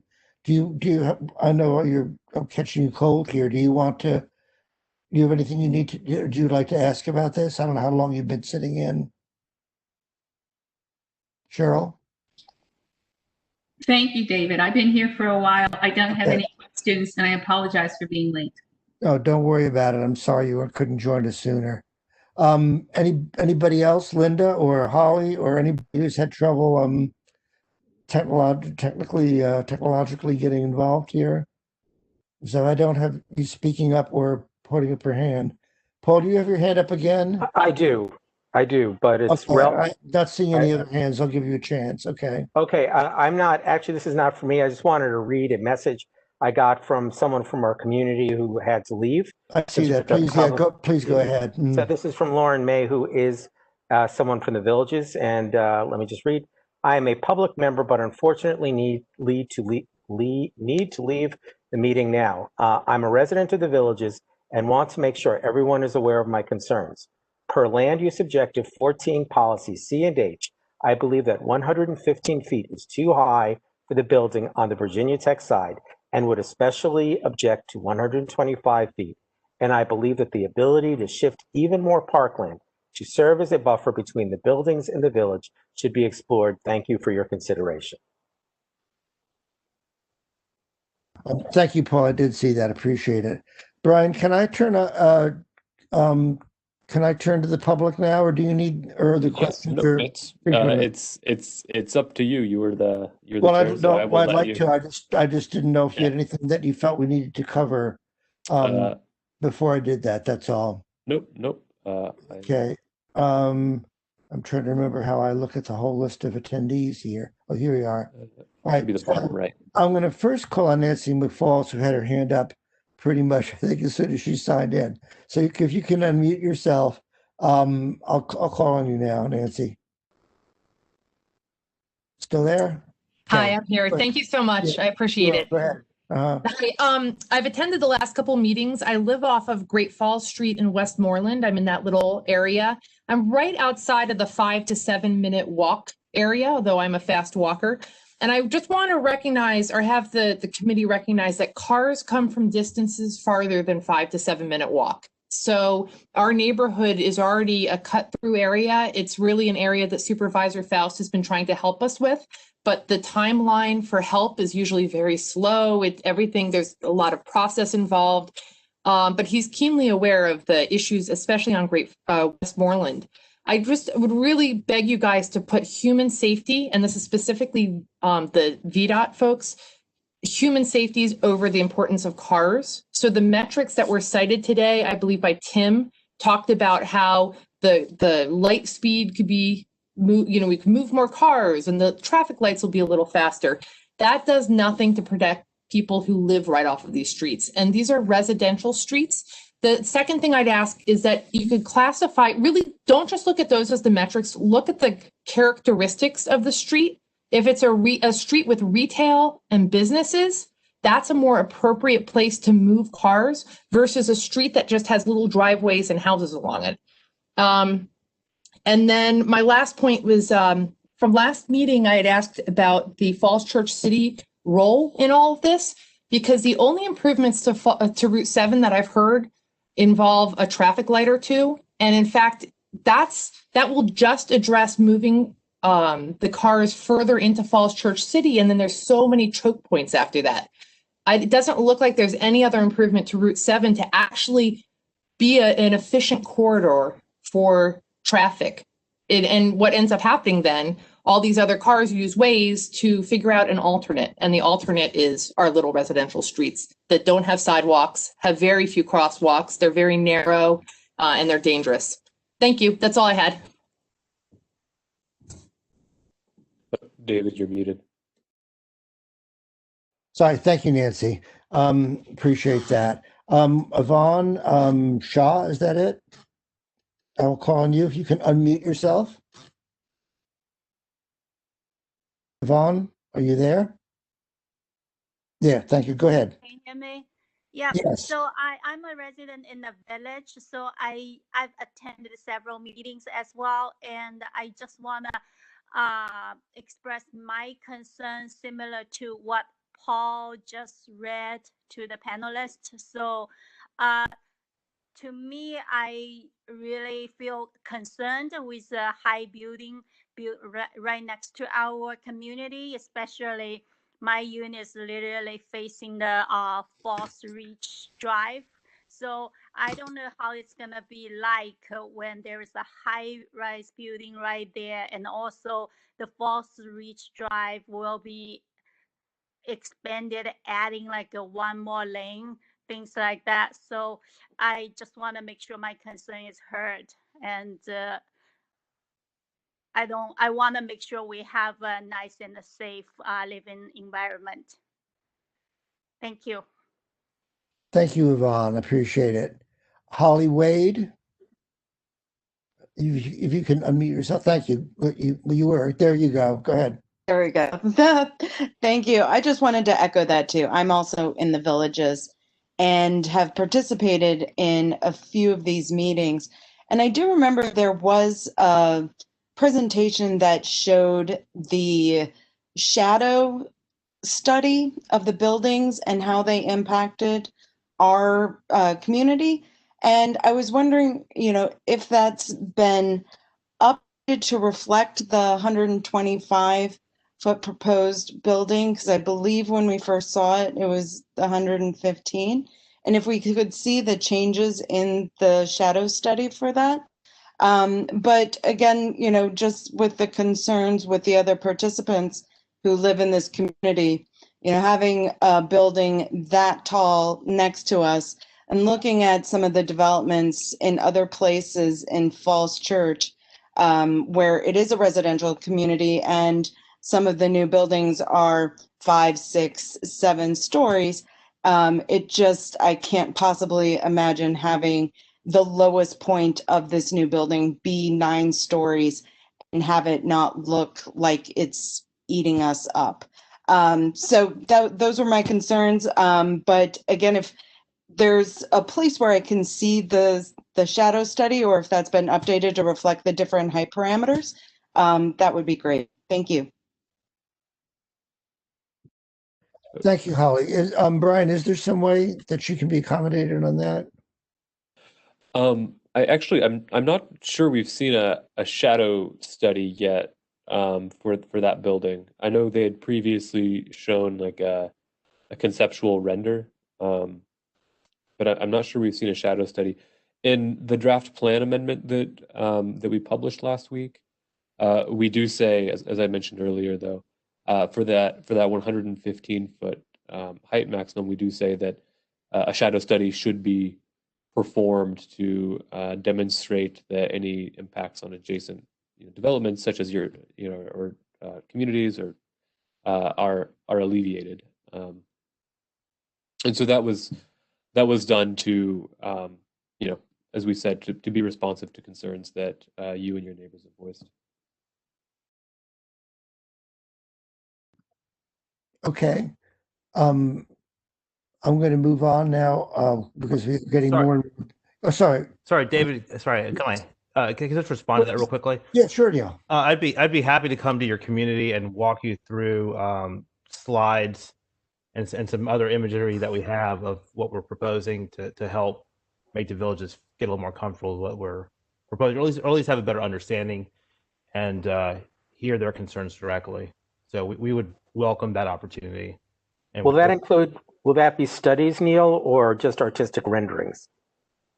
We could look at studies as well as artistic. Because remember, the question really is, and in fact, David first made me aware of this concept. It's like, these renderings are beautiful, right? You see renderings of foliage that's 10 feet tall when it's going to be a sapling. So, to Jennifer's, to the point that was made, we shouldn't see renderings. We should see science, and we should see who's done it, so that we have some idea of what it is. We actually don't even have a rendering, so doing pure schematics and scientific stuff is perfect. Love to do it. Okay, I'm going to leave that, since you're in touch with each other and you know how to proceed. I'm going to let you guys arrange this meeting, because I keep getting more and more hands, and we're getting later and later in the evening. So I'd like to make sure everybody who's raised their hand get called on. Gulbarshan Bajayeva, did I pronounce that correct? Could you unmute yourself? Yes, go ahead. Great. Can you hear me? Yes. Great. Yes. Hello, everyone. Thank you for inviting me for this meeting. And I've been living in the village since 2004. And it has been a dream place. It's a suburban place. It's a quiet place. It's within steps from the metro. But now it's a new development. We're going to be surrounded by some urban design. And I know that several people in the village, at least, whom I know, not happy about it, because we'll have like thousands of new buildings, thousands of new residents. We're going to be surrounded by some 13-story buildings, while in Falls Church, most buildings are 5-story or 6-story. And it looks like, though we've been, I don't think that the village has been consulted a lot on this. Though our taxes are high, like my taxes are like almost half of what I pay in my mortgage. But anyways, at least I think one of their suggestions of Paul could be, and the other residents of the village could be honored. And the plan itself says that stable communities of the village and other communities should be protected. And that's why the height of the buildings should gradually change so that it matches the height of our buildings, which are 4-story high. And it looks like on the north, next to the metro, it's more or less honored, though the previous plan was 35 feet, now it's like 65 feet, but the building, which is going to be across Falls Ridge Drive, is going to be very high, and it looks like there is no gradual kind of change of the height of the buildings to match the height of our buildings. And I understand maybe it's convenient from the development point of view, like for construction kind of convenience, but we should think about the convenience of people who've been long-term residents of the community, not only the convenience of constructors, of developers. I guess the request is to make this building lower in height and also to create a buffer zone, a park, not a narrow strip, but something like wider, so we don't have this, very tall building just next to our 4-story buildings, which I think would reduce the quality of life of people who live next to that building. Thank you very much. I'm sorry, I'm gonna cut you off here only because that's it. I've completed my speech. Thank you. Okay, thank you. I've got 3 more people on here, and I will call on you, but I will say at this point, since it's 9:01, I'm going to limit each of you to a minute, if you can. And I'm also going to point out that those of you who are in the villages who have the same basic complaint, it's not that the task force doesn't want to hear from you, but it looks like Neil is going to work with you on setting something up where you can express those concerns. So I don't think we need to, from here on in, repeat all of that from each of you longer than about 15 or 20 seconds, if you don't mind. Judith Seif, I'm going to call on next.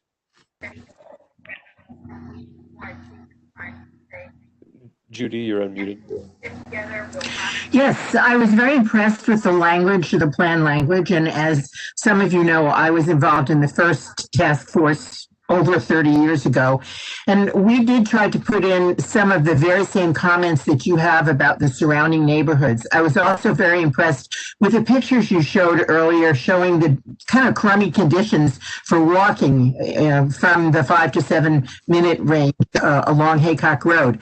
I would appeal to the task force and ask you, Brian, how much teeth can you put into this so that those things really happen? Because they were very much mentioned in the first plan and nothing happened. We literally had to fight for every inch of path that we now have, as poor as some of it is. So I'm hoping that the task force is cognizant of the fact that you need to do whatever you can to make sure that those nice words are really taken seriously. Thank you. Excuse me. Thank you, Judy. I have Jess and Dan Paz-Soldan. I'm sorry if I'm mispronouncing your name, but could you just unmute? Thank you. Go ahead. Go ahead. Hi there. We're residents of the village. Okay, you're kind of fading in and out. Go ahead. Try it again. Can you hear me right now? Yes. But not much now. If you're trying to speak, we're hearing just microphone noise. Can you hear us right now? Yes. Yes, please go ahead. Okay. So I'm a resident of the village and I've been waiting for almost 2 hours to express this concern. And I believe that's an important point. So I'm going to repeat it and emphasize this point because I don't think it should be brushed aside. We've attended several meetings and we're greatly concerned about the height of the building that is to be built. Is there any way the building can be built underground, lower, to lower the height? Or if a park can be added as a buffer, that would be great as well. The 190 feet really is not a far distance. It not only lowers our home value, but it also takes away from the residential community feel. There's not another building in this area that is an equivalent height. And so we are greatly impacted by this project. Thank you for listening to this concern. Thank you very much. I appreciate it. Angela Winkle? Please unmute yourself if you're still there, Angela, and I'll call on you. Go ahead. Hi, I'm Angela. I've lived here since 1996 in the Villages, and I love it. I echo everybody else's concerns about the building height. I'm also really think the park, about getting it more of a park setting as well. That sounds good, and I'm looking forward to speaking with Mr. Kumar with a bunch of us. So I'm very concerned as well. And thank you for inviting me. I've been to several meetings, and thanks to Paul for always giving us reminders. So that's all for me. Thank you. David, Yes. Could I just say one thing since we've had so many people speak? Yes. Sure. So it's the School of Construction of Virginia Tech is going to be there. And if you go to the School of Construction site, they talk, these are the words from the director, that they lead values-based leadership serving the local community. I have been trying to get a decision maker from the Virginia Tech to speak with us, and we have been blown off repeatedly by all the decision makers at Virginia Tech, from the rector of the Board of Visitors, Director Valeros, to the member of the Board of Visitors, Sharon Martin, the dean, Professor Kleiner. All he says to us is, "I'm not involved. I'm not involved. Speak to this other guy." The other guy never responds. All we get is a runaround where I was told by, we've been said, "Oh, you can speak to David Baker." David Baker is maybe a very nice guy. He is not a decision maker. You can see from our community, you can see from our resolution, there's something going on at Virginia Tech, and we have been stymied and stonewalled repeatedly by Virginia Tech. And for a school that says that it's values-based leadership to serve the local and global communities, it is not living its principles. And I would ask that Virginia Tech actually not David Baker, but a decision maker be involved, and instead of one person shoving us off to another place. And that is a request for Virginia Tech put on the record. And I hope my supervisor, John Faust, who's elected to represent hundreds of people of his constituents, will help not to get us in touch with a decision maker. And I was told, oh no, there's this PPE Act that precludes it. There is supposed to be a comprehensive agreement between Virginia Tech and HIT contracting. I put in a FOIA request for it. I haven't gotten a guarantee that we're going to see it, but Virginia Tech is a part of this, and it's not just HIT contracting, and it's not just Rushmark. And we ask at the Villages to speak with decision makers, and that the people of Virginia Tech exercise values-based leadership to serve the local community, because we're their immediate neighbors, and we're not seeing it. Okay, thank you, Paul. I'm not going to call on somebody from Virginia Tech. I think anybody who's here from that has heard that and can respond to Paul, I hope. I think we've answered all the hands that are up. Although I did see, Robin, you're still here. You had your hand up before briefly. Is there anything that you wanted to raise? Because I guess, Robin Hone, you could, or I forget how you pronounce it. But I see you've taken your hand down. Did you want to speak? Guess not. Okay. I can ask Robin's question. I think she's going back and forth. McLean MCA, I think, has a committee meeting tonight. I think she's going back and forth. Okay. But her question had to do with the phasing. Whenever EYA was presenting, I guess, they talked about the different phases of construction. Will the comprehensive plan amendment address phasing at all, or does that not enter into it? As we've written it, it doesn't necessarily call out specific portions of the site for phasing. It does in the comprehensive. It does in the draft say that infrastructure and amenities should be provided as appropriate with each phase. Okay, I guess. So it's basically that the expectation would be that if development is completed in multiple phases, that the infrastructure and parks and the roads and sidewalks and stormwater infrastructure and parks and all of that are meant to support the site are included with that phase. But there's no opinion about how it should be phased. That's right. Okay. Yet. I mean, so far. Yeah, no, that's certainly something that we can continue to discuss in January. Okay, thank you. Okay, thank you, Stephanie. We're about 10 minutes over our time. So, and I don't see any more hands. So I'm all for calling an end to the meeting here, unless there's somebody else who wishes to raise something or needs to. Brian, are you okay with ending this? Brian? I think so. Yep. I think okay. We're good. Thank you, everybody, panel, task force members, and also so many of you from the public and from agencies. Appreciate it. And John, Supervisor Fowler, thank you for being here tonight. So I think we'll let you end it. You're the host. I'll let you do it. Okay. Thank you, everyone, for coming out. We'll be posting the meeting materials online. And actually, before I end, I just want to go back and share my screen again real quick so everybody has my contact information who needs it. So it should be up on the screen now. The next meeting, as a reminder, right now we're planning on January 5th. Again, for any of you members of the task force, if that date poses an issue for you, please contact me and David, and we can see what we can work out. And if you haven't set up a one-on-one with me yet, please and you would like to, please email me and we can schedule that for sometime in the next couple of weeks. And as a reminder, the presentation, a PDF copy of the presentation will be posted online in the coming days, along with the recording of tonight's meeting. Okay, thank you, Brian. Good night, everybody. Thank you, everyone. Have a good evening.